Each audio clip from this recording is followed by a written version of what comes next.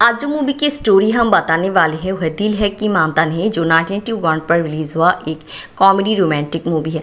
तो चलिए शुरू करते हैं इस मूवी की स्टोरी। मूवी की शुरुआत में दिखाया जाता है एक छोटी सी जहाज़ जहाँ पर हम देखते हैं कि सेठ धर्मचांद को, जो एक धनी व्यवसायी है, और उसकी बेटी पूजा धर्मचांद को। यहाँ पर पूजा एक सुपरस्टार दीपक शर्मा को पसंद करती है और उससे शादी करना चाहती है। बाद धर्मचांद दीपक को पसंद नहीं करते और इसकी वजह से पूजा और उसके पिता में अनबन हो जाती है और पूजा जो दीपक को शादी करना चाहती है वो वहाँ से भाग जाती है। धर्मचांद जब ये जान पाती है कि पूजा भाग गई है, वो पूजा को ढूंढने के लिए 2 डिटेक्टिव को हायर करती है। यहाँ पर पूजा दीपक की सेक्रेटरी को फ़ोन करती है और वो जान पाती है कि दीपक शूटिंग के सिलसिले में बेंगलुरु जाई हुई है और वो अपनी हाथों की अंगूठी और कानों की रिंग बेचकर पैसों की इंतज़ाम करती है और बेंगलुरु जाने के लिए बस स्टेशन आती है। और यहाँ पर आने के बाद वो 2 डिटेक्टिव को देखती है, जहाँ जो दो डिटेक्टिव को उसके पिता ने हायर की है। और यहाँ पर हम देखते हैं कि राघु जो डेली तूफान पत्रिका की पत्रकार है और उसकी मालिक उसे नौकरी से निकाल दी है और वो अपने मालिक को फ़ोन करती है उसको फिर एक बार नौकरी में लेने के लिए। उसकी पत्रिका की मालिक जो बहुत ही मज़ाकिया है।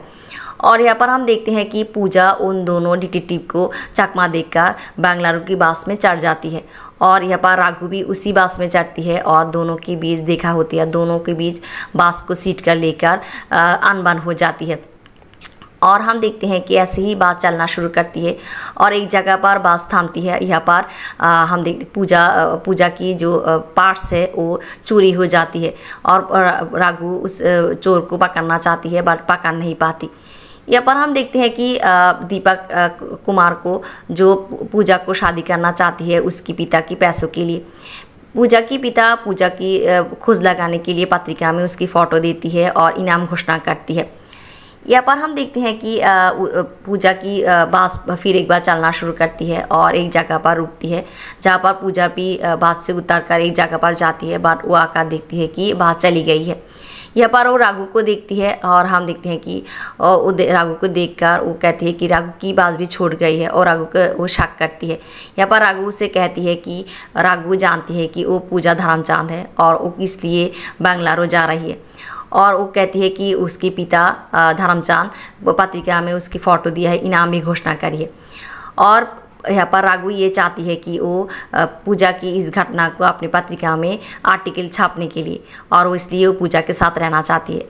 और वो पूजा को ये कहती है कि अगर पूजा उसके साथ नहीं देती तो उसकी पिता को उसकी बारे में बता देगी। और हम देखते हैं कि पूजा यहाँ पर राज़ी होती है और ऐसे ही हम देखते हैं कि पूजा जो बेंगलुरु जाने वाली होती है और राघु जो अपनी पत्रिका के लिए आर्टिकल लिखने के लिए पूजा की साथ देती है। ऐसे ही दोनों की चलना शुरू होती है और यहाँ पर हम देखते हैं कि वो लोग चलते चलते एक होटल में रुकती है और जहाँ पर हम देखते हैं कि उस दोनों डिटेक्टिव आती है और यहाँ पर राघु उन दोनों डिटेक्टिव को बुद्धू बनाती है और पूजा को बचाती है। और हम देखते हैं कि यहाँ पर पूजा की पर्स जिस चोर ने चोरी किया था, उस चोर की जो बॉस है वो भी पूजा को ढूंढना चाहती है पैसों के लिए और वो भी पूजा के पीछा लेती है और पूजा को किडनैप करना चाहती है। यहाँ पर भी हम देखते हैं कि राघु अपनी जान के ऊपर खेलकर पूजा को बचाती है और वो 2 डिटेक्टिव भी उनके साथ देती है। यहाँ पर हम देखते हैं कि वो लोग उस दोनों डिटेक्टिव को चकमा देकर उनकी गाड़ी लेकर भाग जाती है। और ऐसे हम देखते हैं कि दोनों एक साथ समय बिताती है और ऐसे समय बिताते दोनों के बीच धीरे धीरे दोनों को पसंद करना शुरू करती है। और हम देखते हैं कि एक समय पूजा राघु को ये कहती है कि राघु किस लिए उसकी जान के ऊपर खेलकर उसकी पूजा की जान बचाए। राघु उससे कहती है कि अगर वो पूजा को नहीं बचाती तब वो पूजा मार जाती।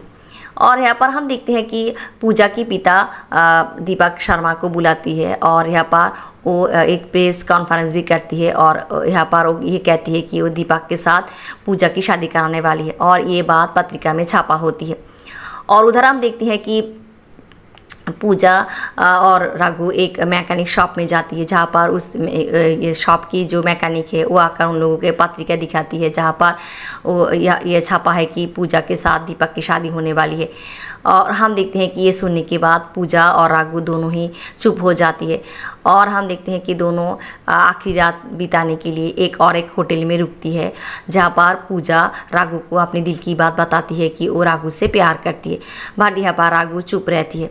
और हम देखते हैं कि जब पूजा सो जाती है तब राघु को हम देखते हैं कि राघु को धीरे धीरे एहसास होती है कि वो भी पूजा को प्यार करती है, और वो पूजा को एक छोटा सा चिट्ठी लिखती है, जहाँ पर वो ये लिखती है कि वो पूजा को प्यार करती है और वो पैसों की इंतज़ाम करने के लिए जा रही है, और वो आकर सुबह आकर उसे ले जाएगी।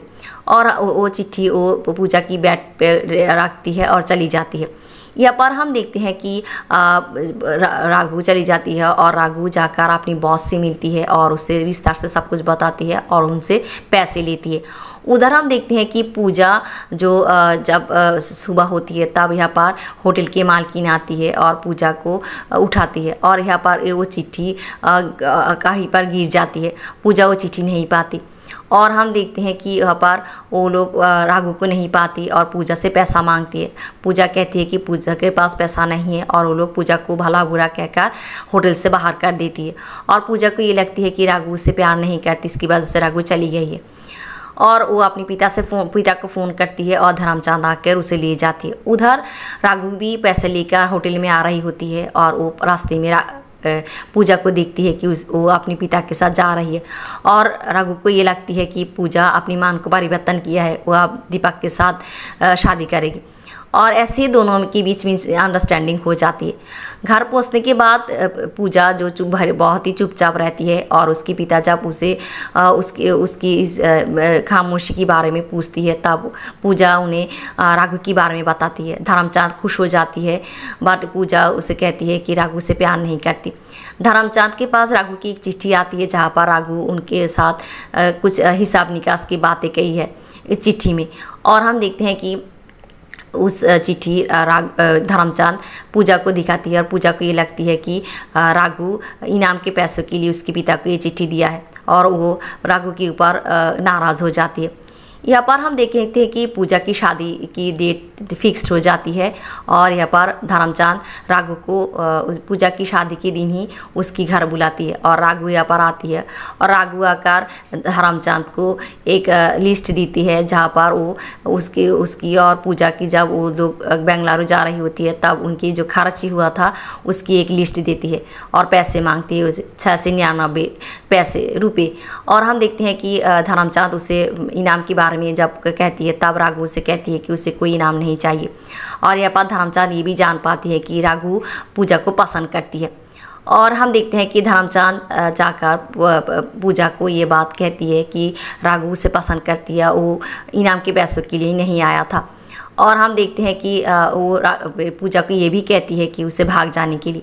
पूजा पहले तो चुपचाप रहती है, फिर जब वो शादी की मंडप पे जाती है तब उसे राघु के साथ बिताई हुई सारी बात याद आना शुरू करती है, और वो वहाँ से भाग जाती है।